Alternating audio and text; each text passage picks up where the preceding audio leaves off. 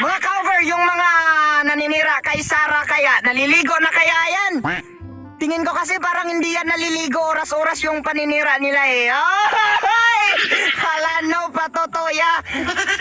Ngayon nga mga ka-over ay hapon na, hindi na tayo makapagmakata dahil maabutan tayo ng dilim. Napuyat kasi ako kagabi sa sobrang pag-iisip ko sa iyo. Hala no, patotoya.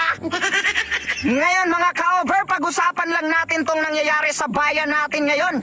Kasi balita ko, ang budget daw sa DepEd na 15 billion aprobado na daw.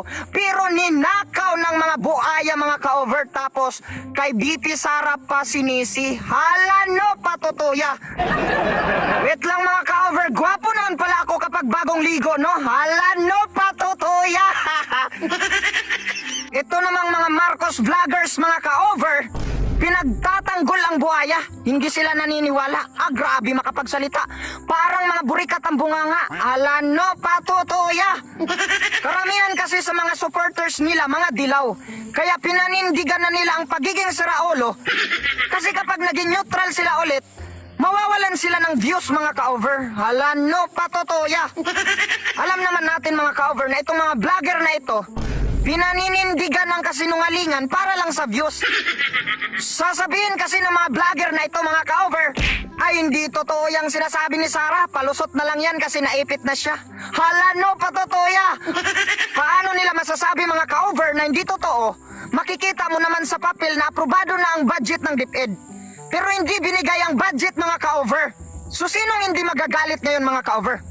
At ang masakit pa mga ka-over, dahil ang mga buhaya na to pinagtanggol ng mga vlogger, na mga vlogger na walang ligo.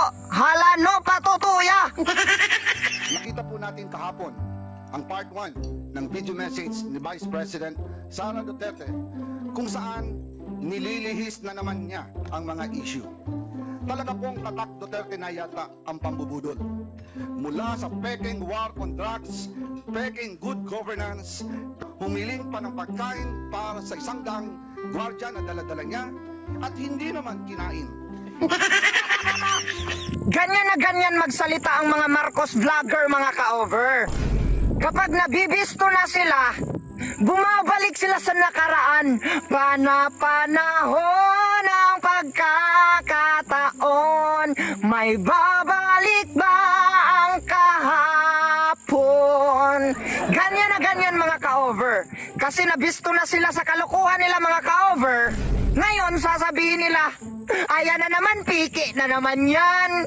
Piki na naman yung drug war. Dinamay pa yung maghatid ng pagkain mga ka-over. Nataranta na sila mga ka-over. Bahala no, patutuya. Grabe naman yan. Piki daw kuno ang drug war. Nadamay pa sa budget mga ka-over. Pero sa totoo lang mga ka-over, yung drug war hindi natin masasabi na piki. Dahil marami ang tumino, kayo lang ang hindi tumino. Lalo, patutuya. Kasi mga ka-over, hindi talaga 100% nagiging matagumpay ang drug war dahil sa sobrang daming mga general na sangkot dito. Pero ang problema ngayon mga ka-over sa administrasyon natin ngayon, pinalaya yung mga dating adik tapos ginagawang piking testigo. Sila yung tunay na piki mga ka-over, hindi tayo. Woo! Hindi tayo bulag mga ka-over, nakikita natin ang katotohanan. At hindi tayo nagbulag-bulagan dahil sa pera. At mas lalong hindi tayo mga pipi, kaya sabihin natin at isigaw ang katotohanan. Ginamay pa ang drug war mga ka-over. Ito talagang mga Marcos vlogger. Ganto talaga ugali nila mga ka-over. Piki daw ang drug war.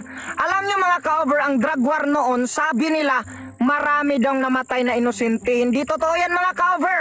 Ang totoo, maraming mga adik na namatay. Pero sa panahon ngayon, marami ang inosente na namamatay kasi naghahari na naman ang mga adik. Sa panahon ngayon, marami ang patayan kasi hindi natatakot sa presidente. Yan ang totoo mga ka-over. Kaya sa mga gumagawa ng kwento ngayon, maniwala kayo sa sarili nyo kasi kami walang tiwala sa inyo. Boom! Bow!